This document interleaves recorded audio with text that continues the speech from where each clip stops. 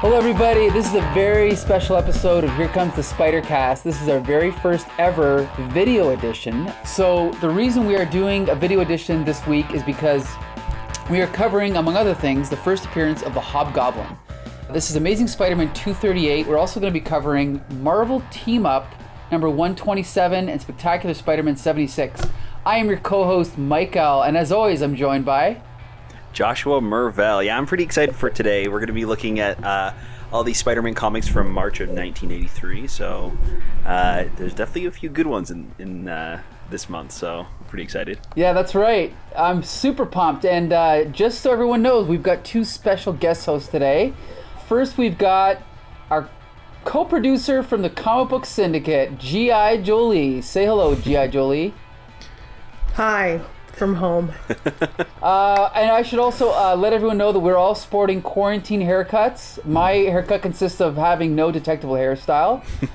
Josh, yours is looking pretty slick. Thank you. All right, and G.I. Jolie... I think it's just you, Mike. Yeah, maybe I'm the only one with no detectable hairstyle. Jolie cut her own bangs, and we have... They look great. They're back. They've made their return. And now let's talk about our fourth guest host today. She's got the quarantine bangs. Yes, Bex Luthor. Say hi, Bex Luthor. Yo, what up? It's your boy, Trash Queen. I actually put makeup on. Oh, nice. I'm just growing my hair out, which I was already doing, so it's fine. I'm feeling like I should cut it just for camaraderie's sake. But yeah, I put pants on today. I'm wearing jeans. Nice. I haven't worn jeans in about 2 months, so. Sweet. Well, the viewers at home appreciate it. Doing God's work over here, you know? Going crazy. All right, so Bex Luthor, we've had you on Spider-Cast before, but you are definitely a Spidey fan, right? I am. I love me some Spidey. And are you a fan of the Hobgoblin? Is anyone my favorite Spider-Man villain, Hobgoblin? I don't know. Well, he's cool.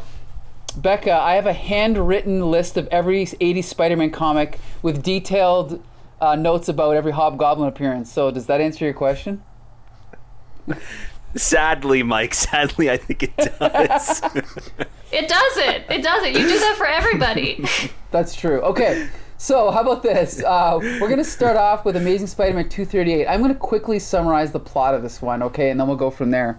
So this was, at the time it came out, it was probably, you might think it was just a regular issue of Spider-Man, but actually the fact, they did a couple things that make me think that they knew they were onto something here. This is by the regular writer and artist team of Roger Stern and John Romita Jr., but, I don't know if you guys noticed this, but they got John Romita Sr. to come back to do the inks. So the art, as usual, is great, but it's even got that extra special level of panache, I guess you could say, for this issue.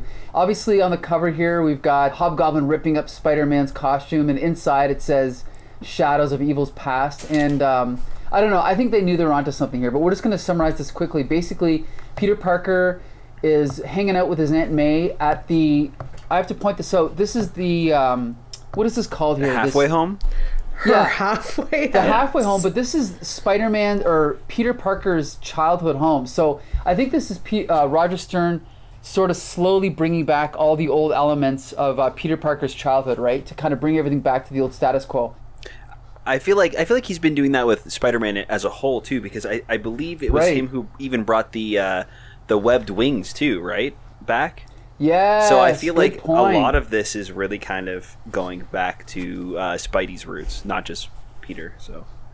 Yeah, that's a good point. So he's definitely bringing things back to the way they were. So we even have a flashback to Spider-Man's origin here. So in case this is your first issue of Spider-Man, right, as it was for some kids, you get a flashback to how he started out. We have a little bit of Spidey action, and then basically after he intervenes in these guys who are stealing this car, it's kind of interesting because instead of following Spider-Man after this point, we follow the guy who's gotten away from Spider-Man. And so he is kind of making his way through these sewers. He ends up getting away from Spider-Man, and he stumbles onto something very cool.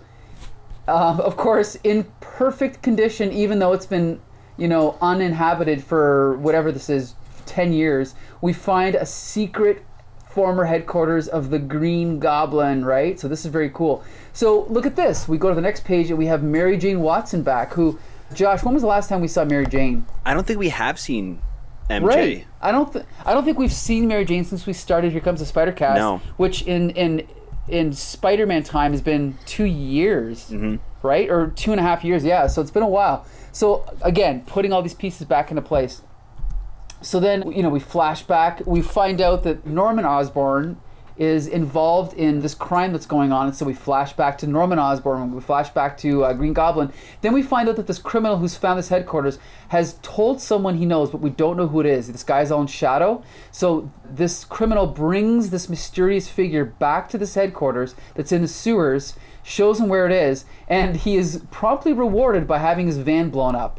So this guy goes in. Now this is kind of weird. Even though we don't know who this is, we're seeing all of his thought bubbles. We're seeing his thought process. And he's explaining, just as Roger Stern loves to do, he's explaining what the villain's thinking and how his costume works as he goes along. So he goes through his costume. He explains that he's dyed the costume. He explains the pumpkin bombs. He explains the gloves, the microcircuitry on his gloves that can activate these little electrical whatever they are. He talks about his jet glider. And then he talks about the mask. And he actually specifies that he's modified everything, just so the readers know, yes, we know this isn't exactly the same character. And then, of course, on the last couple pages, he's suiting up, putting on his boots, putting on his belt. And the last page, we get this beautiful shot of the Hobgoblin. So all I can say is, as I told Becca earlier, I had a booklet, of notes on every Spider-Man comic from the 80s, and it was all based around the Hobgoblin. So this was the holy grail for me. Let's start with you, Josh. You're the co-host. Right. What did you think of this issue, the first appearance of the Hobgoblin? I loved it. I remember reading this issue as a kid and being in such suspense, leading up to the Hobgoblin reveal, because even the cover doesn't spoil it, which is kind of refreshing for the comics. Usually, the comics that we've been reading, they kind of spoil the twist or the bad guy right on the cover. So I thought it was great. I honestly didn't even really mind a whole lot the flashback of reintroducing Uncle Ben and everything, because we are kind of also getting reintroduced to his house and Aunt May, and it was just really refreshing and nice to kind of see all of the elements of Peter Parker and Spider-Man in this issue. Yeah, I thought all around it was really well done, and he's the Hobgoblin is intimidating right from the start. Even before we see him as Hobgoblin, we see him killing the guy that helped him become the Hobgoblin. Right off the bat, he's a scary guy, and I think that. Yeah, this issue was really great. Yeah. All right, G.I.Jolie, are you going to make a booklet of every Hobgoblin appearance? Tell us. And give details. Why would I do something like that? No. Did you love this comic She's book? got better things to do. I don't. I absolutely do. I have other lists to preoccupy my time with. How many times Deborah Whitman's been burned? That's my first list. No, so Jolie, what did you think of this issue? Did it excite you as much as it did me and Josh? And I'm not. I don't guess think so. anything Yeah. No, at this point, it's I feel like my excitement has been eclipsed. But no, I wouldn't say I was excited. I guess I'm excited that it's not a stinker for once. Yeah. I finished the issue, was wow. I think that's what people were talking about when they say they like Spider-Man comics. I get it. Okay. Why aren't all the issues like this? It's definitely a standout issue. So, Bex Luthor, did you think this was a standout issue of Spidey? This is your third appearance, I think, right? Sure, 3, 10. Who's counting? So, what did you think of this issue? Was it a standout issue of Spidey? Well, it's cool because Spider-Man's not in it a lot. And I don't know why that makes me like it more.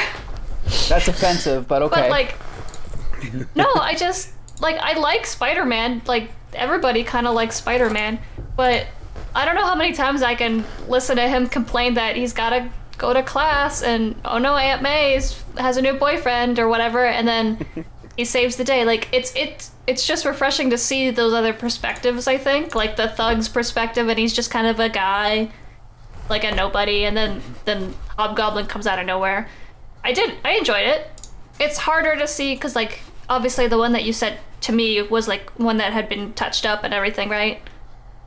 So it's kind of difficult to see how it originally looked, but yeah, I mean, I didn't linger on it too long. I just read it and I was like, cool, Hobgoblin. Okay, let's. Like, is this the first appearance of the Hobgoblin? Yeah, Yeah. that's why we're doing this episode. Yeah, it's the first appearance of Hobgoblin. And like when I was a kid, it was the holy grail to me. Like I tried to have every single Spider-Man comic starting with this issue. I mean, granted, I could have gone back further, but I just picked this one arbitrarily just because the mystery. Now, here's the thing. This is the other thing to point out is in this issue, as Josh was talking about, we don't know who this is. He's in shadow. We get his characterization, but we don't know who his secret identity is. We don't find out who the Hobgoblin is for 5 years, and even when we do find out, it wasn't who the original writer intended it to be. So Roger Stern ends up coming back, I think it's another 8 years later, and redoing that story and revealing who the real Hobgoblin was. So this is like a great mystery. I mean, okay, it's not great, but it is a mystery, and it lasts 5 years. So if you were to read Spider-Man from Amazing Spider-Man 238 to I think it's 289. That's a 5-year story that's crossing over into almost every issue of Spidey, of who the Hobgoblin is and all these red herrings, and it's really cool. You know what? Maybe there's not as much to talk about with this issue as there is about Hobgoblin. Let's just talk about comparing him to the Green Goblin. I personally, I mean, when I grew up, Hobgoblin was a thing. Green Goblin wasn't even around. He was dead. So I love the design of the Hobgoblin. Josh, what's your take? Do you think he's better, worse, equal? What's your take? I feel like he at times feels a little bit more intimidating than the original Green Goblin. Green Goblin is pretty scary, but I felt like I also grew up reading more Hobgoblin, but I think I was introduced to Green Goblin first.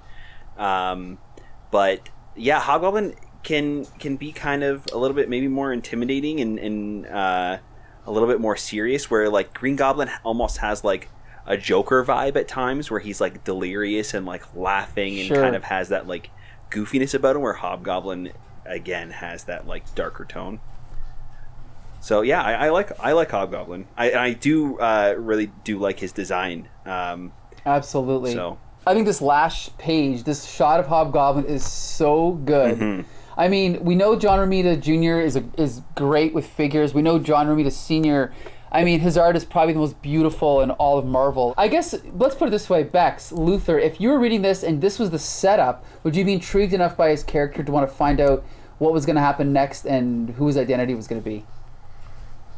I personally just want to know how he got the Green Goblin's suit to dye to these much brighter colors. As a costumer myself, I was like, you can't dye over dark purple with a bright yellow. That's not how that works. So I just want to know, like, is he using a RIT dye? Is he using like a liquid dye? But yeah, besides that, I don't. It's hard because this was the first time I read this, right? Clearly, you and Josh both love this guy. But yeah, I don't know. It's just like, it just, for me, it's like, it's not the Green Goblin. Cool. Well, I guess, sorry. Here's the thing is they've already had, at this point, they'd already had a second Green Goblin. Oh, no, two more. They had Harry Osborn as the Green Goblin and they had Bart Hamilton. Do you think they should have done a fourth Green Goblin, or did you like the fact that they introduced a different character? I mean, you can do as many goblins as you want, but the Hobgoblin, he's literally just Green Goblin, but different colors. I mean, I'm sure his character different, but... Go ahead, yeah, Jolie. and it's kind of made underwhelming by the fact that you see everything before the splash page, where it's shown on digital page 19. You see his entire layer and all of his suits hanging up there. So it's like, I guess I wasn't sure. It was like, should my reaction have been bigger? Because he walks into a room, starts putting on and kind of like narrating to himself, which to me is a little bit odd. But again, he's a villain, so he's probably a little bit crazy, or is used to just, scheming in his own mind. So I don't know. I'm not sure how excited I'm supposed to be when I see the final shot. I'm not like terrified or anything, but I don't know. don't have anything to measure this by, so I think you're I'm supposed not- to be very excited. But anyway, that's okay. Well, Go ahead, I Bex. get exactly what she's saying. In comparison to what, though? I guess I just maybe need more context. Like, is this how long has it been since we've seen Green Goblin or him battle Green Goblin in a big kind of way? How long has it been since we've seen him take on like a huge foe? Is this like the first or the second or third like major villain that he's going to be fighting in these books? Like I don't have any history. Right. I guess for me, like, Green Goblin is like the arch nemesis for Spider-Man, and he's always kind of been that like Joker to the Batman, and that dynamic I think has always been there. So when we talk about him being gone for so long, and then Peter Parker even says in this issue that he's scared that if somebody stumbles upon his lair that nobody's been able to find, is this going to unleash another goblin? Is this going to unleash another like large villain that he's going to have to deal with for another few years? And when it's revealed that it is another version of the Goblin, I feel like it's supposed to have that like punch Right. of like this is like the Green Goblin, and he seems just as demented as the Green Goblin, but it's something new and something different and scary, and I think that's why I thought it was a little bit more intimidating than a lot of the other villains, because we've dealt with somebody like him before, and to see him be as twisted and evil as the original Green Goblin makes this guy scary from the start. And then when we show him in his first appearance, like really when we first see him kill the guy that helped him and like explode the van, not really have much remorse, and then afterwards don that costume, I think that's why for me it had that like it was so strong. Yes, and I would agree with you. For the turning point for me wasn't him unveiling himself. It was him killing the henchman that showed him where the lair was. He was like, oh man, this is crazy. Like, I'm gonna have to get out of here because they're gonna be after me. I'm the person who knows. He's like, yeah, you're gonna have to get out of here. And he gets rid of him. Right. That to me got the reaction that you were hoping I would get from the splash page reveal. I think the majority of my excitement, though, for overall the story was overall from the story that this book that I've been tasked to read, finally we're getting like this tight narrative. All of the action from Aunt May to the Daily Bugle, it's all really well paced. Yeah. And that's what I'm excited about. This is the first Spider-Man comic that I've read for the show where I want to read more. But only if they're like this. And I get the feeling that they might not be. I get the feeling they are like this. But anyway, I think Becca touched on this earlier too, with the fact that she said that Spider-Man's not in this issue a lot, and I think that might be a good thing, only because sometimes when Spider-Man is in the issue too much, it turns into we see Spider-Man, we want to see him punching something. So having that balance of Peter Parker and Spider-Man, and then also the Hobgoblin, and then Hobgoblin's alter ego and Shadows, and like kind of seeing the duality of both of those characters, I think is what makes this issue so strong as well. Because we're not totally focused on Spider-Man punching the Goblin, and we're not, laughing at the Goblin. The Goblin's not like laughing at his evil scheme that he has. He just does something twisted and evil, and then walks away.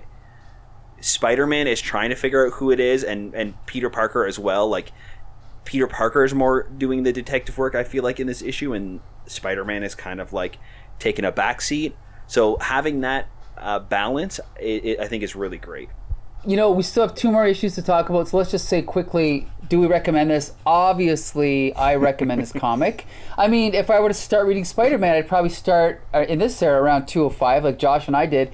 But if you didn't want to start there, this would be a perfect place to start out for new readers because it is the beginning of a new storyline. Josh, what do you think of this issue? Do you recommend it? Yeah, I for sure recommend it, and I think that with the reintroduction of Peter Parker and his past at the beginning, I think it is a perfect first issue for somebody when you want to show them like who Peter Parker and Spider-Man is and like how great the comics can be, because we really get a great balance of like Peter Parker not always winning. We have some fun action with Spider-Man, a great villain, and a great story. So yeah, definitely a recommend for me. G.I. Jolie, what do you think? Oh, yeah. Let's start here. Forget about all the other stuff we talked about prior to this episode of the Spider-Cast. Just head straight for this pile. Bex Luthor, what do you think?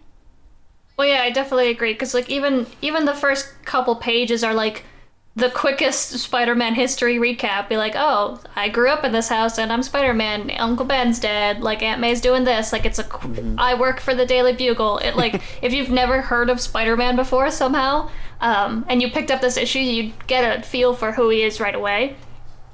Without, I mean, I'm not going to say anything more negative because I don't want to get attacked. Okay. So now we're going to go to Marvel Team Up. Josh, would you like to explain to the folks at home what this one's about? Sure. Jeez. We have a fun little Christmas issue going on here. We see Peter Parker at Aunt May's halfway home, and they're having a little Christmas party. And Peter sees that Mr. Chekhov is kind of not doing so great. He's looking out the window. He's kind of sad, and he tells Peter about his granddaughter Bet. And Peter Parker steps outside when his spider senses go off, and the Watcher shows up and gives Peter Parker a stone. And in this stone, an image of Bet shows up, and he knows that Bet is in danger, so he tries to go find her. He's looking everywhere. Can't really find her, and Captain America comes in and gives him a little bit of a pep talk. It turns out that she was like stealing drugs from the mafia, and he uses the stone to end up tracking her down, and she gets hurt, I think. She gets shot or something, and then the Watcher steps in and saves her enough to bring her to the hospital. She gets healed, and there's a reunion between Mr. Chekhov and Bet, and we have this little epilogue with the Watcher as he talks about how he has been watching Earth for eons, and he, it's okay to step in every once in a while to save somebody if it's not significant in the grander picture of things. So, yeah, it was an interesting issue. It's just a classic Christmas tale. Yeah. Sounds really dumb when you just like say it outright. It's just like, oh yeah, the Watcher shut up, saved the drug addict, whatever. Yeah. Merry Christmas. I'll just say it felt like a classic Spidey story to me. I did enjoy it. I don't think it was great. There's a lot of issues I have with the logic of the Watcher can never intervene, but in this case he can. That bothered me. Captain America showing up was kind of ridiculous. Although I can forgive it only because it was, one of those cheesy, warm-hearted Christmas stories that, comic books used to do at this time. Right. And of course we have a shot of the Watcher crying at the end, which is always good. So yeah, definitely it was a more coherent J.M. DeMatteis Marvel Team-Up story, but overall, obviously not great, but still decent. G.I. Jolie, what'd you think of it? It was one of the strangest things I've ever read. Captain America is just hanging out on rooftops on Christmas Eve, just in Brooklyn Heights. Like that, that right there is like comic book logic. When I talk about comic book logic, that's it. I didn't hate it. It was a story. It's just so strange that like Chekhov's granddaughter, who he happens to miss, also happens to like be dealing in enormous amounts of cocaine. Like this is the Christmas story. This is the Christmas issue. Like it's funny because I think that 80s comics dealt a lot more head on with like drug use and drug dealing than modern comics do. Like this is not the first time J.M. DeMatteis has directly referenced like cocaine, right, Josh? Yeah. homelessness, Yeah, but opioid addiction. yeah, but the thing is, I don't think it's done well. I think just because it's talked about, I don't think it's necessarily earned. Like there's no like good PSA or like actual message here. Right. Like drugs are bad, I guess, kids. Like there's no like resolution for that part of the story. He like the guy that she's with just threatens to kill her, and then Spider-Man swoops in and saves her. That's it. Like there's no like she's just like, I'll never do drugs again.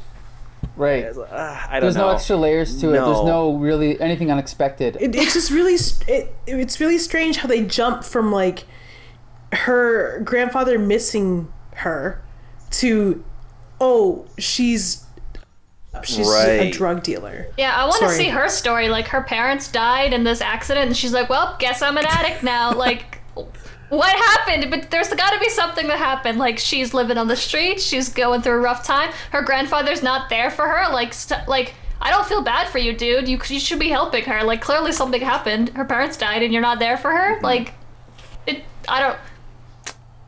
If you would have told me that on digital page 11, the next page, an Avenger shows up, I would have never guessed Captain America. Just popping in to give some sick wisdom on Christmas Eve. He's like, oh no, I just hang out on rooftops. It's Brooklyn.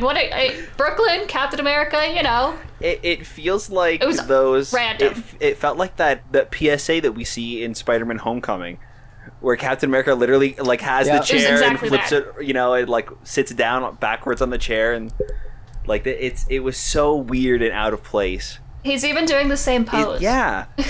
Is Captain America like the Santa of the superheroes?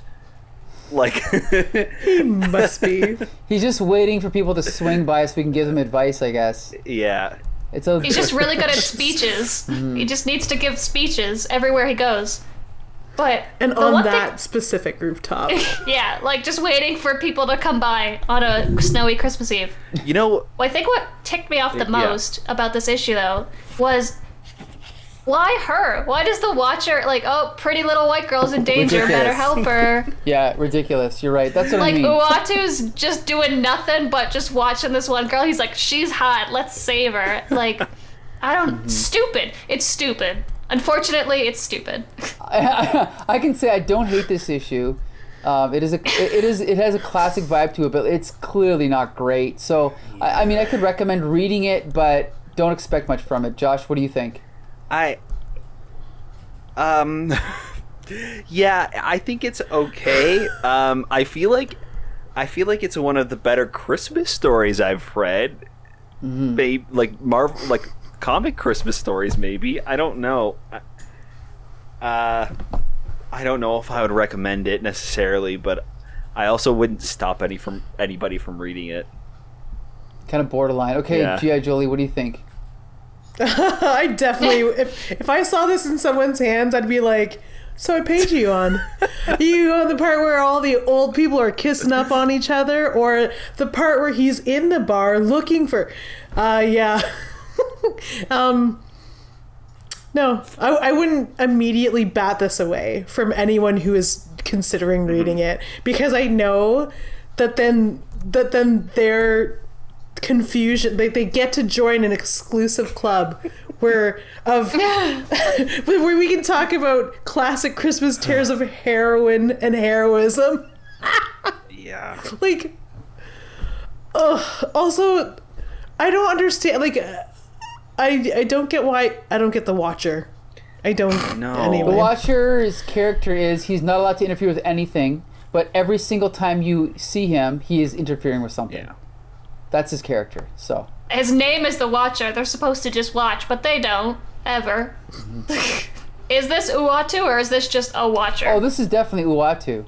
Is it? Definitely. Yeah. I will say this about this team up though. I didn't know it was going to happen every page. Like, every new page, I was like, who's showing up now? Oh, it's the Watcher. Oh, it's Captain America. Oh, Peter Parker's busting open a payphone and stealing quarters. Like, who knows?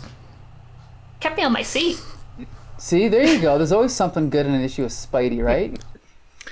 Well, you might want to take that back when we start talking about the next issue.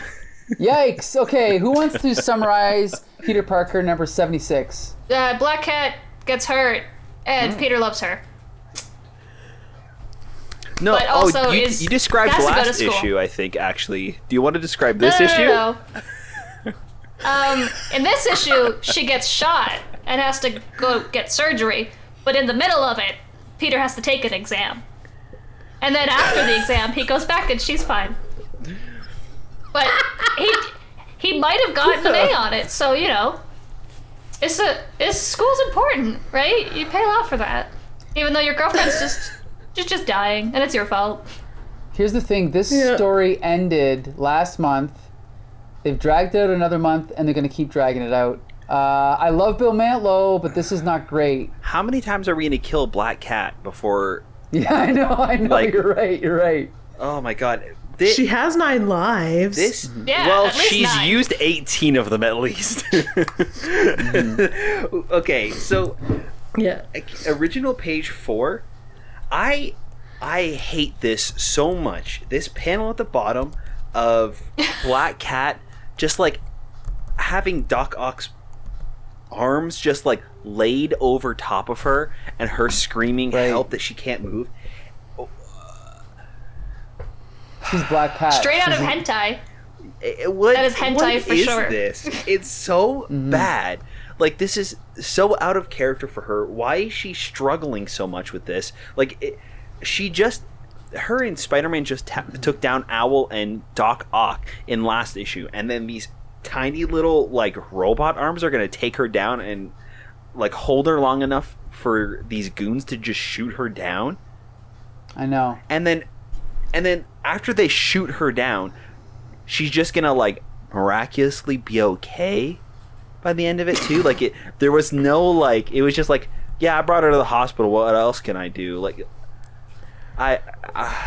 This series has lost momentum, I think, since Ed Hannigan left. I mean, Yeah. Ed Hannigan was not credited with co-plotting, but when Ed Hannigan was drawing this, it definitely seemed like they were trying to recreate the Steve Ditko early Spider-Man stories with the gritty, right, the realism and the art style. And this just seems like they're spinning the wheels now, eh?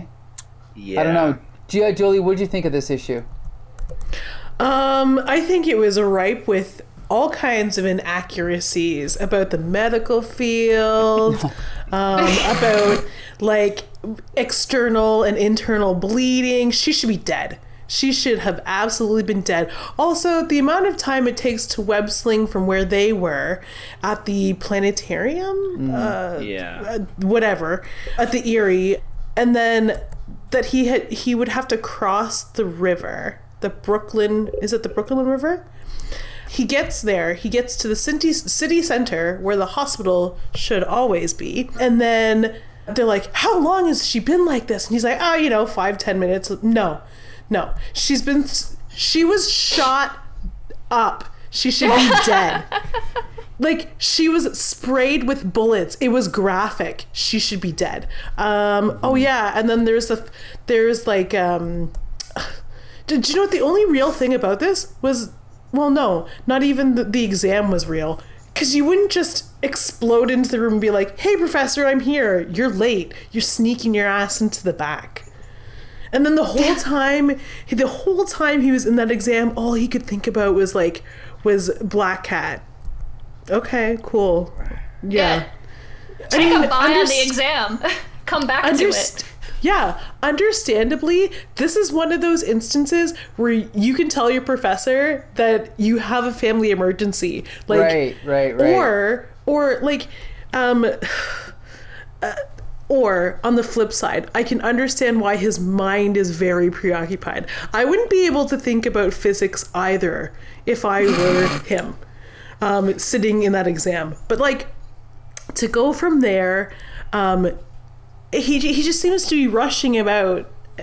She's a mess. Like, let's just say she's a mess, and then it ends really strangely. Like, he gets to the hospital and she's like under sort of not an incubator. They intubated her earlier, but they also put her on a respirator, but now she's underneath some other contraption. where she's miraculously healed enough, like to, I don't know. I don't know what it is with like the blonde. It's like he's got it bad for all of them, and well, I guess the white-haired ones. Deborah was blonde. He didn't seem to care much for her anyway. I don't know. Maybe that's how you have to get his attention. Like, you have to be in real, like, peril. So to answer your question, I don't know what I think about this issue. Here's the thing. This is one of those issues where, to me, Jim Mooney saves it. I love Jim Mooney's ink so much.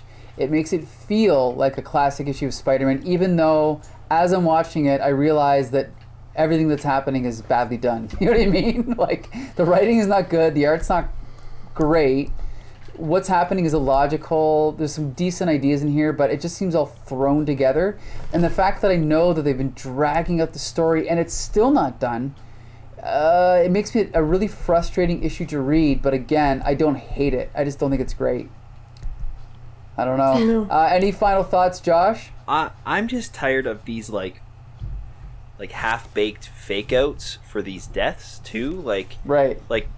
This is not the first time we've talked about Black Cat dying and then coming back miraculously without really much explanation. Like, yeah, Peter brought her to the hospital, but how did she survive this? Like, there's no way that she would actually be able to. So again, it kind of just feels like they like put her on death's door just to psych us out and bring her back again, to have that suspense. And not like, throughout reading this, I was like, I'm not scared. I don't think that she's going to die, because you keep doing this to me. So this entire issue, I was just kind of like skimming through and like waiting for that ending where she comes back and everything's fine again. So I think that's a problem with to be honest, any comic where you know that there's a regular character and they pretend that she's going to die, and you're like, well, I know she's not going to die, so I don't really care. Right? But I feel like you can still have some sort of real danger with even if you know the character's going to survive at the end. The danger that they're in is not believable from the beginning. Whether we know that character is going to survive or not, it's not like the story itself is not strong enough to even trick anybody who wouldn't know that, right? So I don't think, for me, it's because I know Black Cat is a regular character. I think it's just because they keep doing this and the setup that they made just wasn't strong enough. How many more people need to die / get fridged / maybe not die for Peter Parker to get some character development? Like, the poor man, all of his girlfriends get killed so that he can feel sad about it and then grow from that. Like, just let him have one nice day. Nice girlfriend. Like, I don't understand why these comics, especially some of these like older ones, they'll be like, we have this strong female character. Now let's continuously riddle her with bullets and save her. Like, she's just not a strong character now. Now she's a weak character, and now she's an object and is getting in the way of the plot. So, I don't know, comics like this frustrates me. This is why I don't read some older stuff, because it's just so like, we don't care about this character at all. She's literally an object for this man to feel feelings about. Like, men can feel feelings about other things sometimes. Like, I don't know what, but you know. Yeah, how about the stress of like having to take care of his grandmother, or like being a superhero? That's pretty damn stressful. Like, yeah, but she's like not hot. Black Cat's hot, so yeah. There's boobs, and you put bullets in them. Books. I mean, there's so many different things that they could have done to still have those stakes of the exam and balancing that.